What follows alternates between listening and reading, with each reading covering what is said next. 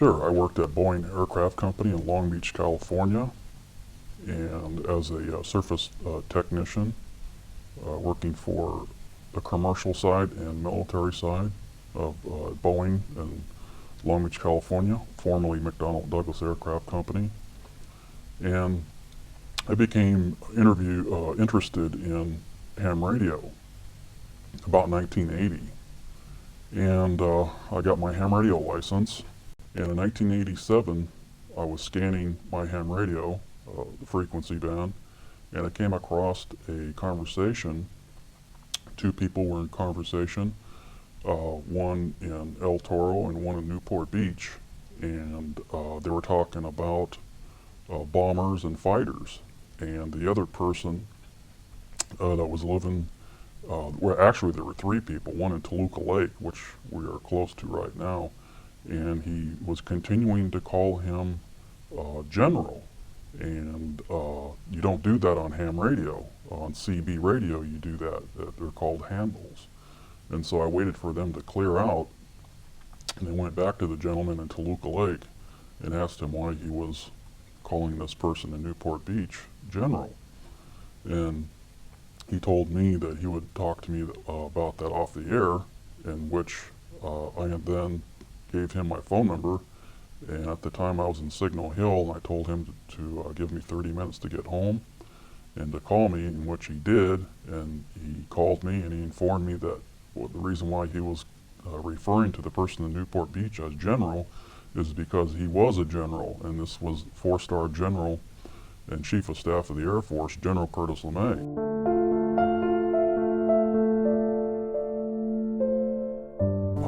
Proceeded to monitor the frequency for about 2 weeks. I waited for the right time to come in and break in, and I talked to Curtis Lemay on the air. I took it upon myself to drive down there. I looked up his address using the FCC database in Long Beach, drove down to Newport Beach and rang his doorbell, electronic security gate, and his wife, Helen, let me in.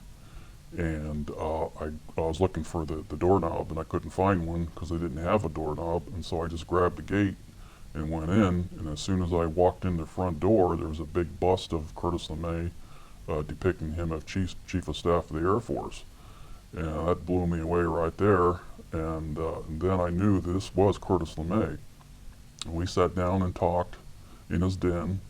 He put his feet up on his coffee table, which there were Air Force magazines sitting on top. And directly to our left was a picture of him in the White House with President Kennedy. Curtis Lemay was fully dressed in his uniform. And I asked Curtis Lemay, and I said, Kurt, and I said, when you were in the Air Force, out of the 100% of sightings that came into the Air Force, how many of them were not identified? And he said, out of the 100% that came in, only 35% of them could not be identified. And I asked him, well, why couldn't they have been identified? And he said, because the craft are too damn fast. We can't catch them. In fact, he used some foul language in there too, in his explanation. And then I asked him about the Roswell crash, if that really occurred. And he looked over at me and he shook his head yes, that it did occur. And I said I was particularly interested in the strange writings that were found inside. And I said, were they ever deciphered? And he said, far as he understood, they were not deciphered when he was in office. And then I asked him about if he ever knew where these things were coming from. Their point of origin. And and he looked over at me again, and he said, he said, don't give anything to the CIA. He said they want their hands into everything. They usually do get their hands into everything, and they get away with it. And I said, what about the FBI? And he said, no. And he said that's all wrapped up within the Central Intelligence Agency, and they took it away from him. And he was angry. He was angry about this, and in fact, he became so angry he coughed, and he grabbed his stomach as if his stomach hurt. What I found very interesting about Curtis Lemay is that Senator Barry Goldwater tried to get close to the truth. Of course, that was many years ago before I met Curtis Lemay.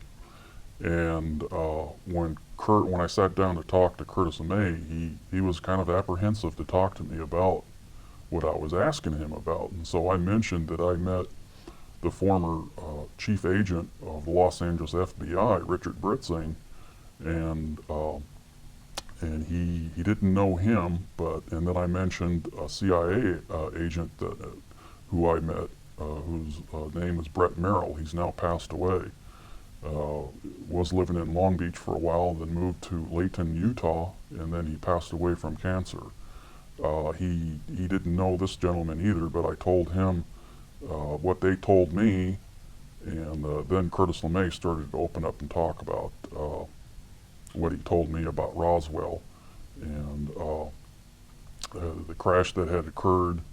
And he told me that he was aware that it wasn't ours, it wasn't the military's, the Air Force or the Army or the Navy, and it was highly strange. It was a highly strange vehicle that crashed, and he took over the office from General Nathan Twining. Nathan Twining never told him anything either, and apparently Curtis Lemay was not aware of Twining's involvement in Majestic 12. And by the way, Majestic 12 is real. MJ-12 did exist, but it does not exist today. The name was changed.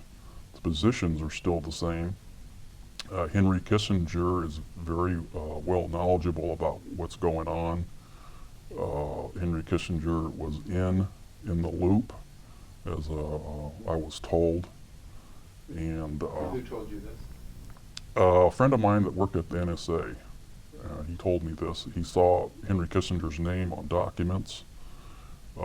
He saw George Bush's name on some of the documents.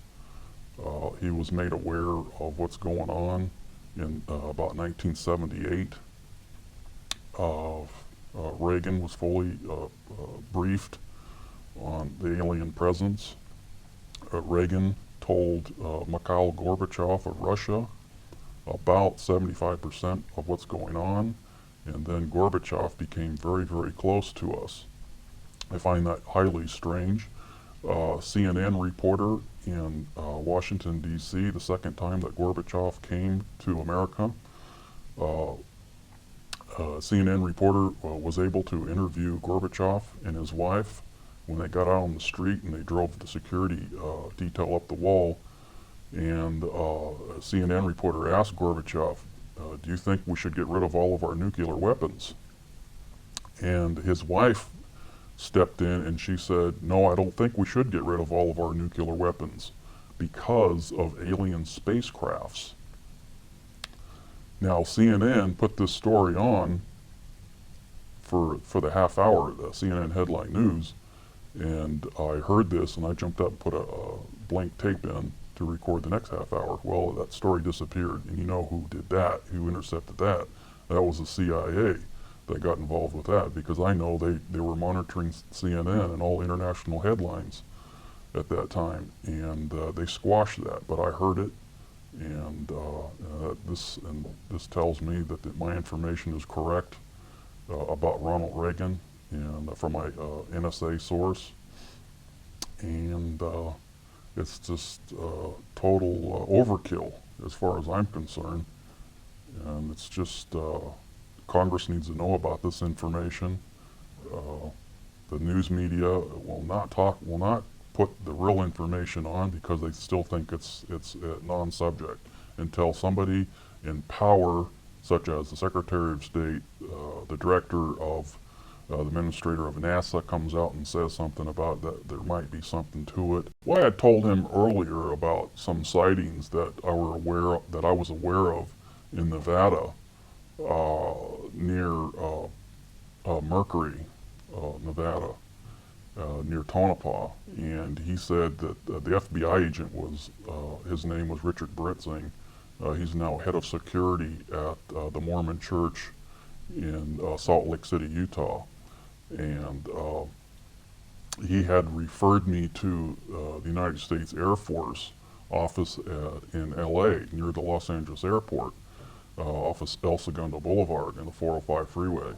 and that they would be interested in hearing reports of close sightings, very close sightings, and even landings of these things. And Curtis Lemay shook his head yes, and the CIA agent, Brett Merrill, told me that he had dealt with the United States Air Force regarding missiles to try to shoot these down when they come into our airspace. And that's basically what the CIA agent told me, and he also told the agent told me that the CIA agent told me that he was aware of the situation, and it's extremely classified, but he was aware of what was going on. He was a national intelligence agent. He said that we hit several of them in Nevada, over Ely, Nevada, and other portions of New Mexico near Albuquerque. Did he indicate what time frame these events happened? This was in the late 60s and 70s. I've met a gentleman that was in the Army, in the CID, that was involved with several crash recoveries when he was in the CID in 1947, when he was inducted in the United States Army. He was in the CID, and several of his friends were in the CIC, counterintelligence, and they became very close one another, and he handpicked a friend of mine that worked at Boeing Aircraft Company in Long Beach to become a part of crash recovery retrieval in northern northern New Mexico, and apparently he saw some of the aliens and witnessed the craft, and he was put guard around this crash disc that had crashed, and they gave him a M1 carbine rifle to guard anybody that tried to get close to it, and they were given orders to shoot anybody without authorization. They recalled him on several other crashes.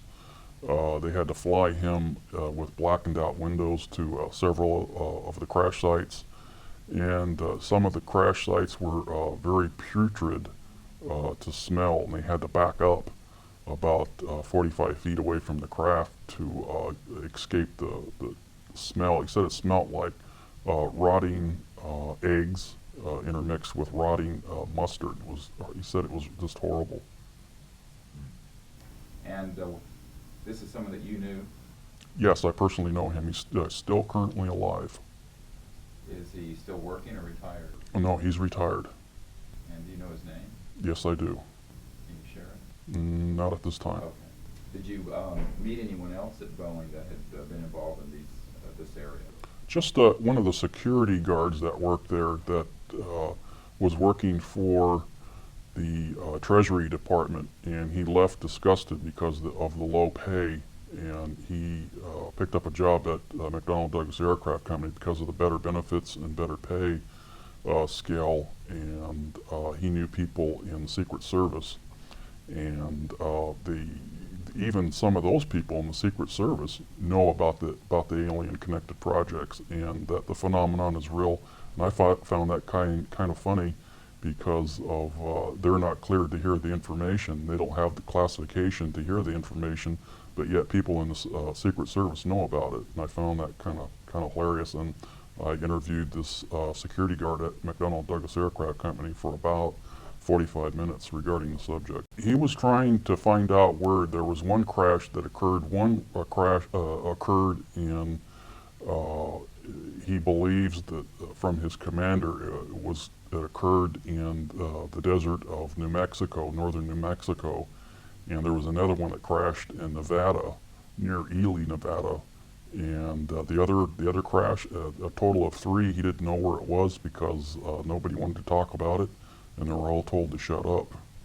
So when he was on site, he didn't really know where he was because he was flown in on a blackened craft? Right, that's correct.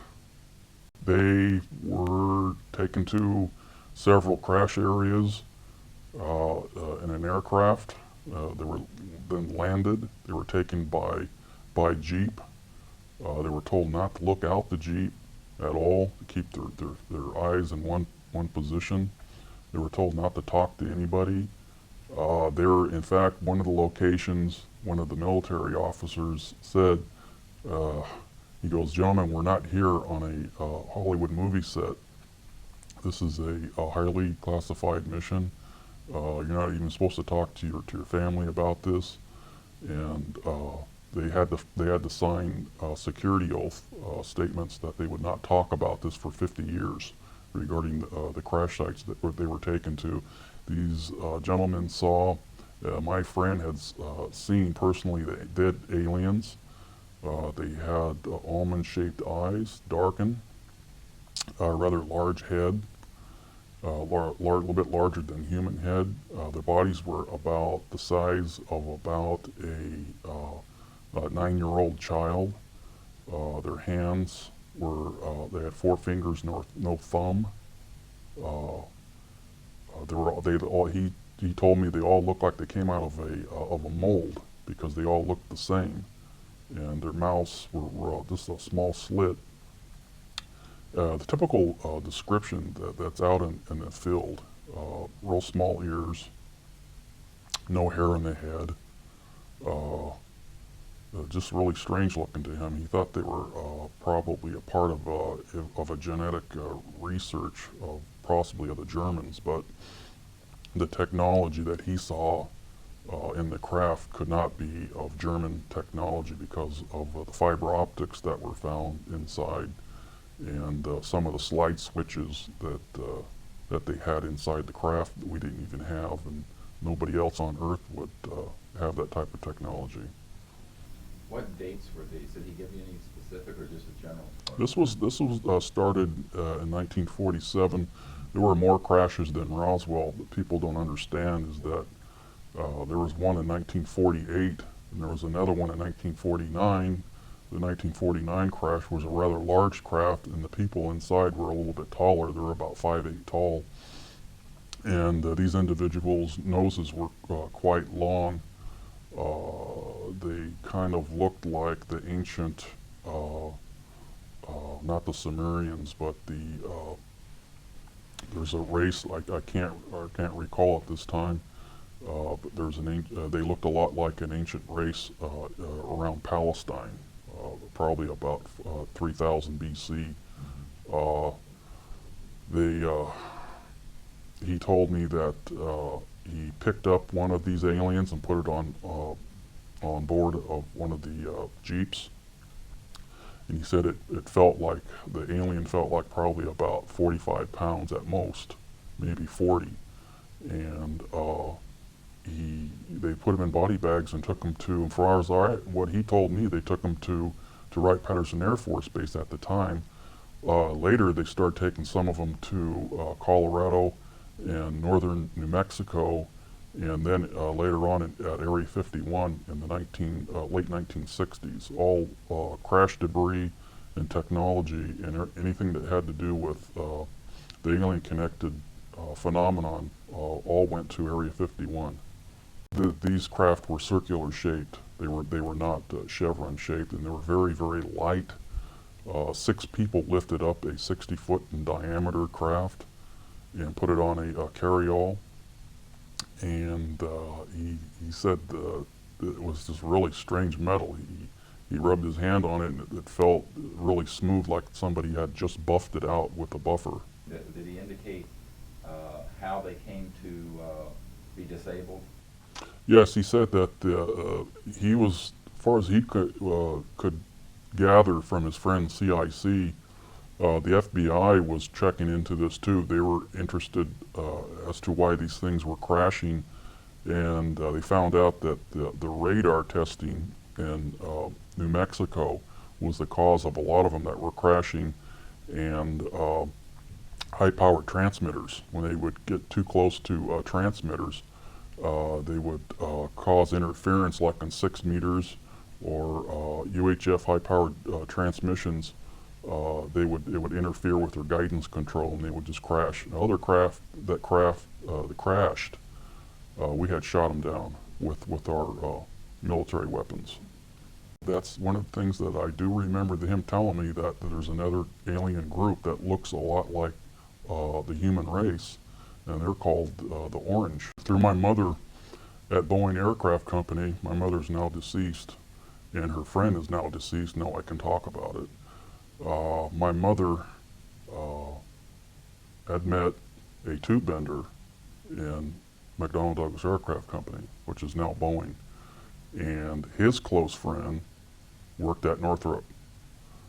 He was working on the stealth program at the time, and this guy is an absolute brain in mathematical, with mathematical figures and fixing things and making things work and correcting everything to make everything work.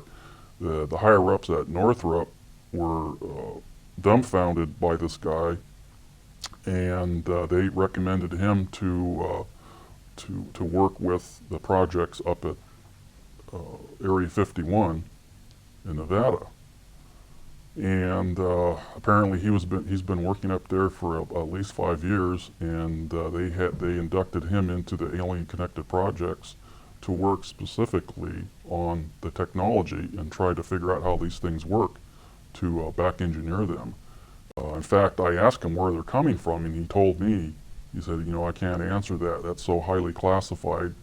And another reason why he didn't answer it regarding where these things are originating from is that his son is still working within the connected projects, and he didn't want to even talk about it. But he did tell me that he worked on the craft to back engineer them. He's aware of their existence. He knows that I met the Chief of Staff of the Air Force, General Lemay. He told me several times of the testing that took place at Area 51, that some of them come up behind the mountain and they just blink out and disappear. And then they appear about 15, 20 miles away from where he originally saw it within about 20 seconds and just reappear and do that. These are made by humans? No, these are the real things. These are the ones, the craft that he has been working on. And they go. Who's doing this? This is us. This is our military testing these vehicles up at Area 51.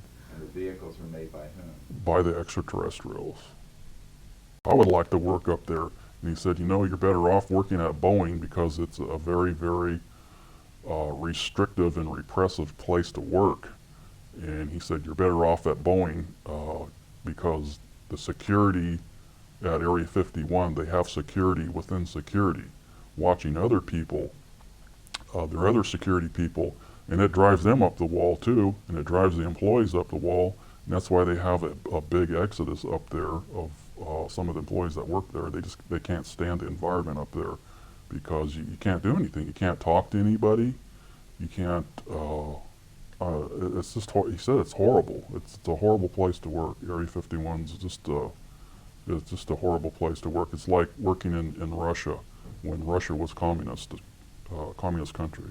He was working for Northrup, directly for Northrup. He was not working for the military, any of the military services at all. He was receiving his paycheck from Northrup.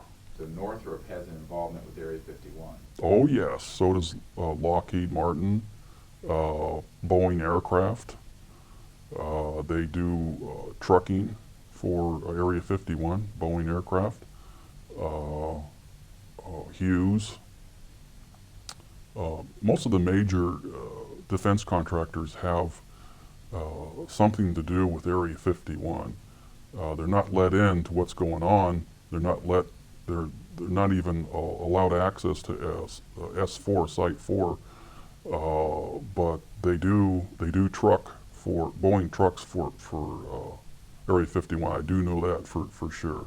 I found that out from a friend at Boeing that told me that they were hiring up there for trucking for some of the military sites up there. And I found out from him that he had personally gone onto Area 51, escorted to Area 51 from the main highway. Did this contact, by the way, you say he's passed away now? Which one? The one you're discussing now. No, he's still alive. Oh, he's still alive. No, he's still alive. In fact, he knows where the aliens are originating from. In fact, I asked him that, and he's absolutely refused to discuss that, which I previously stated. But he's not at Nellis anymore. He's at Boeing. Oh no, he's fully retired. as far as he understands, there is an underground area there, and there's a lot of extraterrestrial debris down below Area 51 and stored some sort of a containment area. And but he has never seen any extraterrestrials at Area 51 walking around and conversing with anybody there at Area 51 or at S4. It's just the craft and the technology that they're trying to extract from these vehicles to incorporate that technology into our fighters and possibly some of our space programs. Developed propulsion or energy systems from this study? Just basically laser technology and sound wave defense mechanisms. Sound wave to blow up tanks, buildings with just sound waves. And some of the laser technology came from these craft he told me about. And we're incorporating this technology from these craft at Area 51. And I also found out that they are moving a lot of the personnel and some of the equipment and some of the extraterrestrial technology equipment and the craft to base up in Utah. He mentioned there's a base here in California near Enzo, California, and there's another base in the deserts of I believe he said Tajon or Tajon. I believe he said Tajon, I believe. I believe that's the word that he used. There's a base near Lancaster and Palmdale area. And near, this is very funny, it's near Northrup. There's an underground area out there too that he was aware of. And but he particularly mentioned and stayed focused on Enzo, California.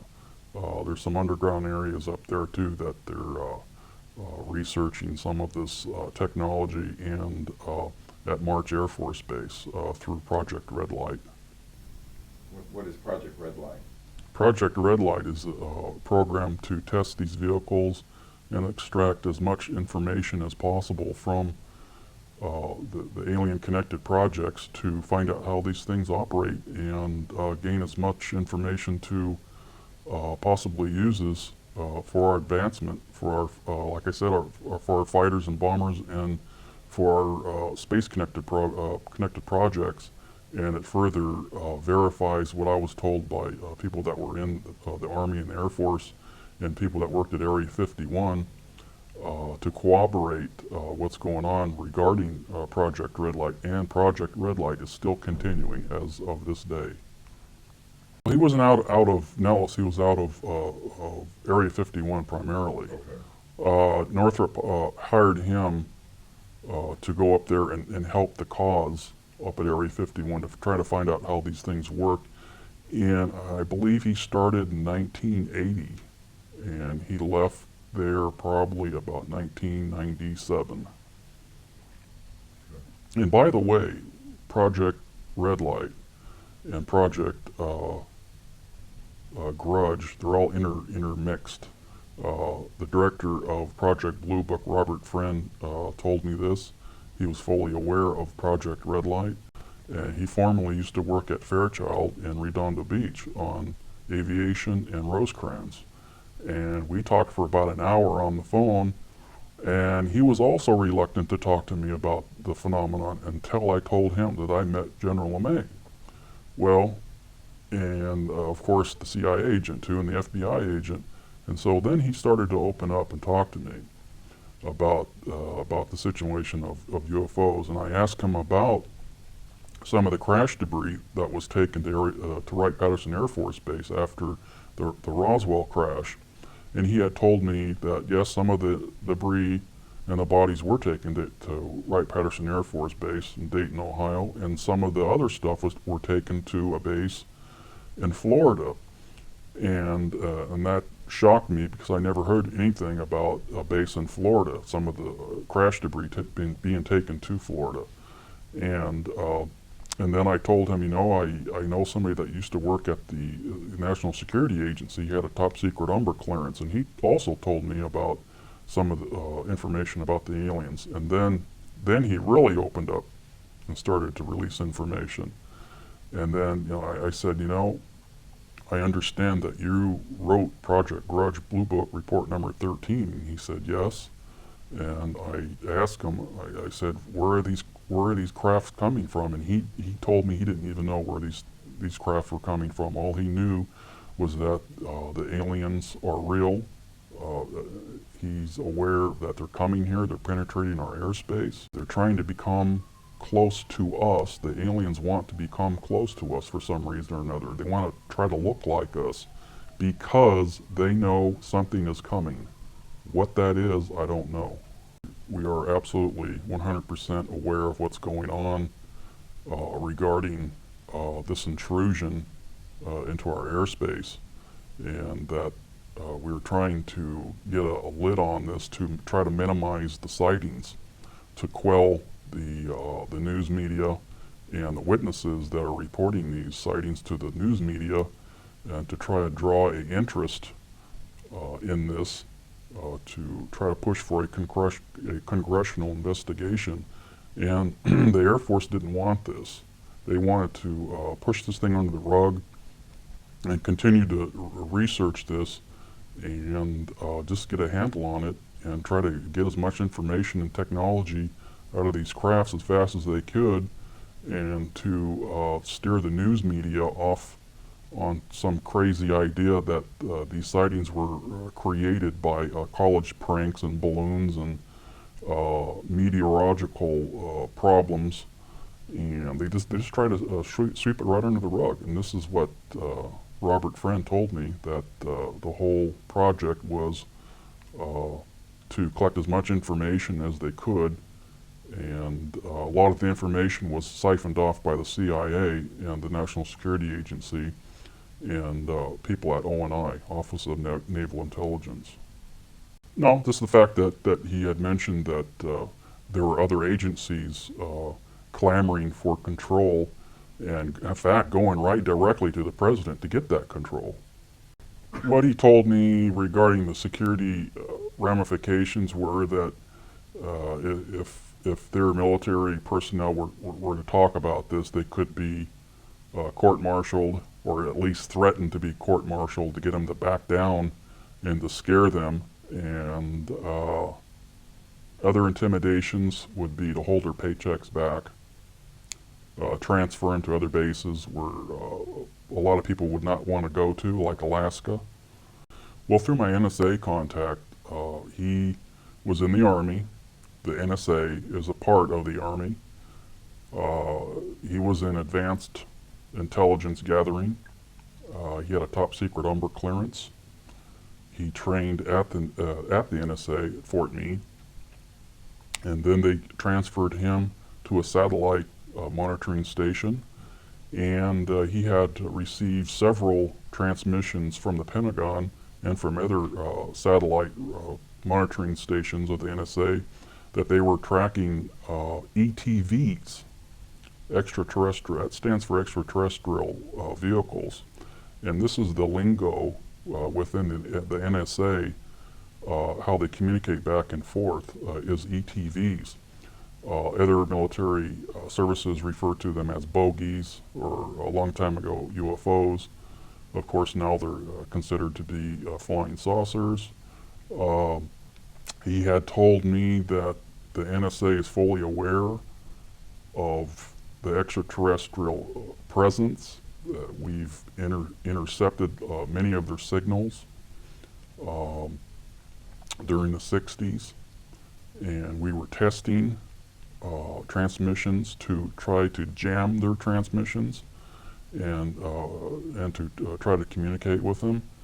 And he had told me that he was aware of top secret bases in Colorado that were monitoring the situation, and there is another base in London that is also monitoring the situation regarding the extraterrestrials through MI5 and MI6 He told me that the President of the United States, Jimmy Carter, was alerted to several events that were taking place overseas. He had handled that transmission personally. Uh, what he basically told me is that the NSA is fully aware of what's going on in an area called the Puzzle Palace. Carter was brought up to speed regarding some events that were taking place over in Iraq and Iran, where several near misses occurred, and some of the Iranian forces, fighter jets, which we sold to them, United States military aircraft, they chased some of these vehicles, and their instrumentations went crazy. And one of the fighter jets almost crashed, but he pulled away from the object, the huge circular-shaped object, and he regained his control of his fighter jet. And he personally handled that traffic to the Pentagon through the NSA. It was all decrypted. In fact, Jimmy Carter was not brought into the loop. They, for some reason, the control group, they don't trust the guy for some reason. They don't trust Jimmy Carter. They were afraid that he would come out and make statements, blanketed statements to the news media, and they just didn't trust him. They didn't trust Jimmy Carter at all. They left him out of the loop. But he was informed by the Chairman and Joint Chiefs of Staff that these events were taking place over in Iran and Iraq, and earlier incidents were taking place, and they're monitoring our war efforts and what we're doing regarding nuclear bombs and other experiments, the aliens. He went in 1974, and he retired, he left the military, the NSA, in about 1985. He said that Henry Kissinger was involved with a study group back in the 50s to study the ramifications of this information if it had leaked through a credible source, what would happen. And they were to do a study and pass off classified information to outside study groups such as the RAND Corporation and other think tanks of this nature to study what would happen if this information were to be leaked out or to talked about from credible people as to what would happen. And Henry Kissinger headed some sort of a study group. Basically, was controlled by Majestic 12 people, the notorious MJ-12, which is no longer called MJ-12. I'm trying to find out the new name of this group. In fact, my contact that worked at Area 51 knows the name of the group, but he's refusing to tell me the name because it was compromised in 1979, 1980. Basically, it's an oversight group intermingled with the National Security Council and the National Security Planning Group in Washington, D.C. It's an oversight policy group like the NSA and the National Security Council, but primarily there's a group called the National Security Planning Group that oversees everything. And Majestic 12 is intermingled with these people, the National Security Planning Group. They have full control. They alert the president of what's taking place, and he either authorizes or just says, hey, you guys go at it. They have full control. They have no congressional oversight whatsoever. They answer to nobody except for the President of the United States. But they're trying to push it aside away from the president now. Well, apparently that's correct. They no longer have that much control over these groups anymore. It's like a separate entity. How they're being funded, I don't know. I can't find that information out. I'd love to find it out, because I can tell you one thing, the General Accounting Office, they don't know what's going on. They don't know where the money's going. They don't know what these groups are doing, what they're studying, and they hide it all in black project operations. They could say it's for research on why ducks don't fly that much or something like that, and they would just hide it in top secret programs. And the president's losing control. He's just absolutely starting to lose control over this. That's why Carter was not brought into the loop. They just don't want to release the information regarding the locations, where they're coming from, where they're originating from. And some of the locations are from Earth. There's underground bases here at Earth where the aliens have constructed bases a long time ago, before Columbus even discovered America, from what I understand. These areas would cause a major upset. In fact, some of the areas were already found through some of the investigations done by a television network called Sightings. They found several of the underground bases down in Puerto Rico. That's the kind of information that the NSA is worried about, is releasing the tracking information, because people that know how to coordinate where things are coming from, like air traffic controllers, degrees, longitudes, and where they're coming from, they could find out more of these underground bases. And this is why the NSA is really afraid to release this information. And this is another reason why the government of Puerto Rico has now fenced off the area where some of these things are coming out of the freshwater lake down there. And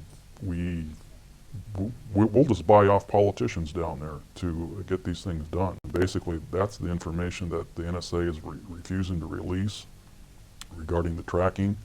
And they also cooperate back and forth with the NRO, the National Reconnaissance Organization, regarding tracking and intercepts, along with NORAD, the Air Force, and the Army. They're all in on it, and it's all connected with a top secret group called Magi Control. What did he tell you about Magi Control and how that operates? Magi Control is controlled by Office of Naval Intelligence. It's a top secret collection group like the Central Intelligence Agency and the NSA. In fact, the ONI is just like the CIA.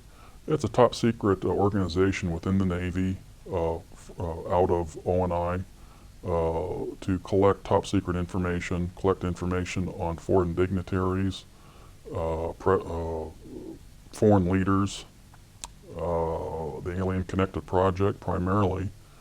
It's similar to the NSA and the CID. It's all encrypted information. They have agents out in the field just like the CIA collecting information. It's all very, very top secret.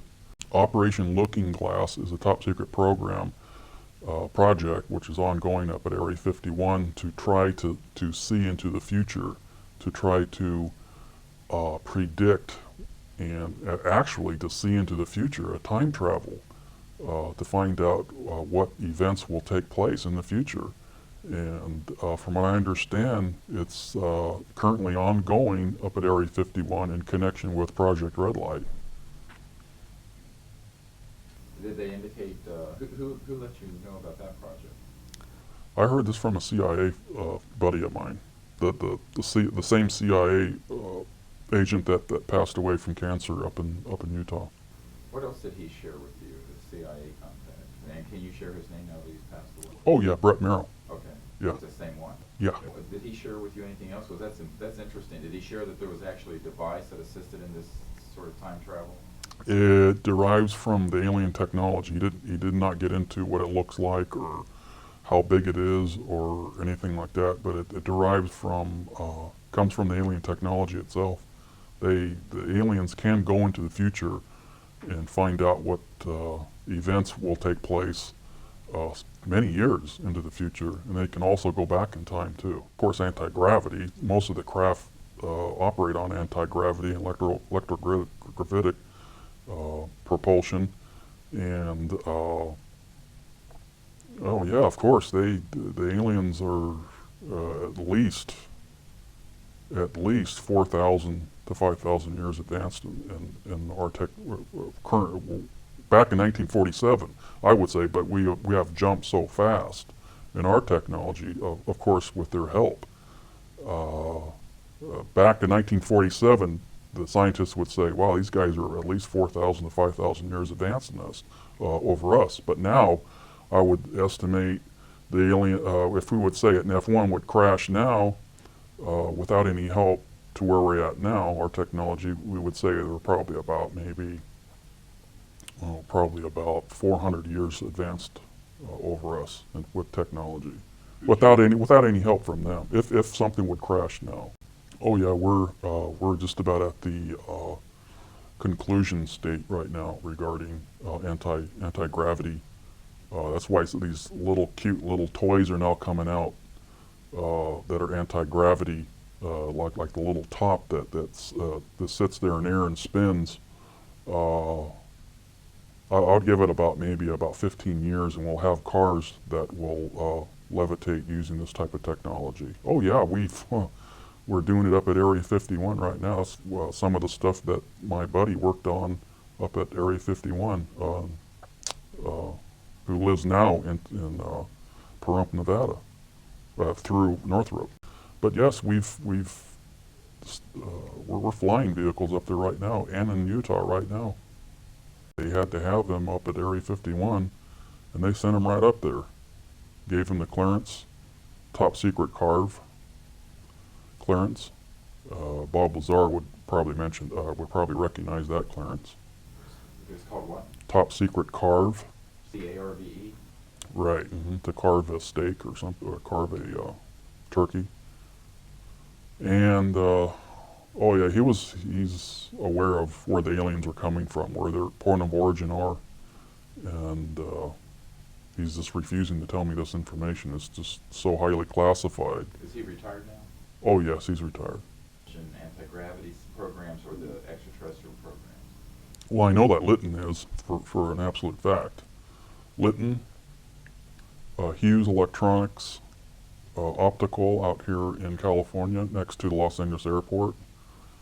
Well, McDonnell Douglas Aircraft Company was at a small level. Now they're at a big level now because Boeing bought McDonnell Douglas Aircraft Company out.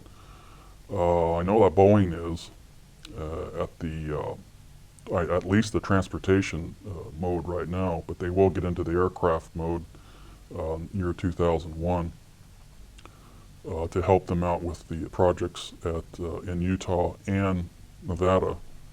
In fact, Boeing has an operation in Salt Lake City, Utah right now, so that's not going to be any problem for our government to pull them right in, because they're right in they moved Area 50, most of the stuff from Area 51, at least 35% to 40% of Area 51 to Utah. Just basically those companies, and of course Lockheed and Northrop. Well, primarily people that work at Area 51, if they want a new 4x4, they'll get it. If they want special foods according to their taste, they'll get it. If they want pay increases, they'll get it. They don't have to strike like people working for other companies. You know, for a union or non-union company, they don't have to strike. They'll get it. Yeah, they live like kings. From all of the contacts that I've met,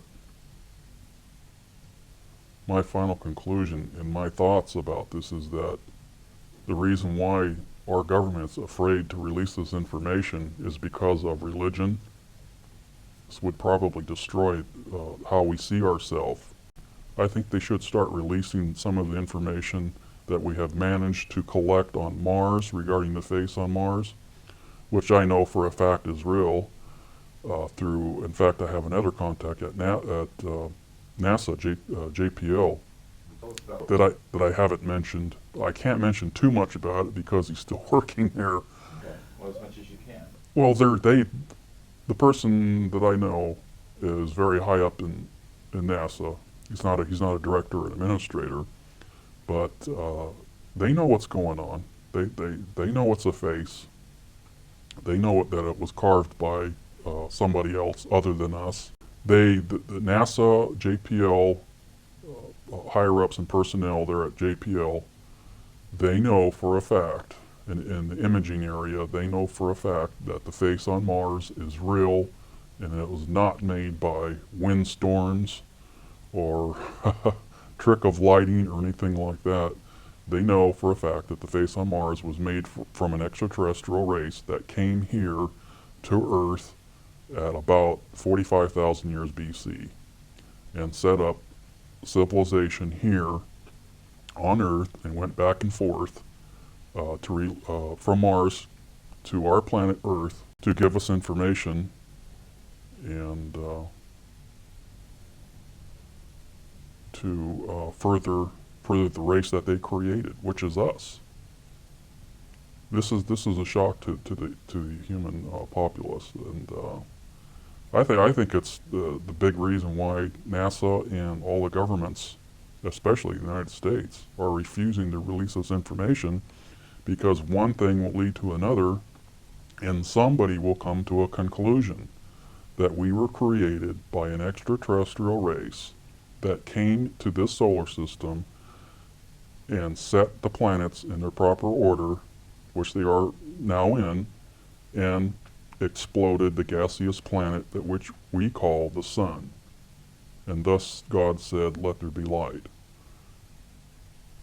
This would be shocking to everybody here on Earth, and this is what they're afraid of releasing. And that's my final conclusion regarding this investigation and who the aliens are. I really feel that the aliens that were on the planet Mars came here and set up our civilization as we now know it, and they created these gray extraterrestrial aliens to watch over our planet to make sure we don't blow up their creation and their planet. I think it was Summa Corporation, because it had the little bug or the logo at the bottom of the corner. And after I got through folding that, I took it over to this old guy that was training me and teaching me and working with me, and he was the one pushing it through. And I don't remember his name, but I said, look at this anti-gravity chamber. And he goes, "You're not supposed to be working on this, and you didn't see that, and put it back and don't say anything about it before we get in trouble."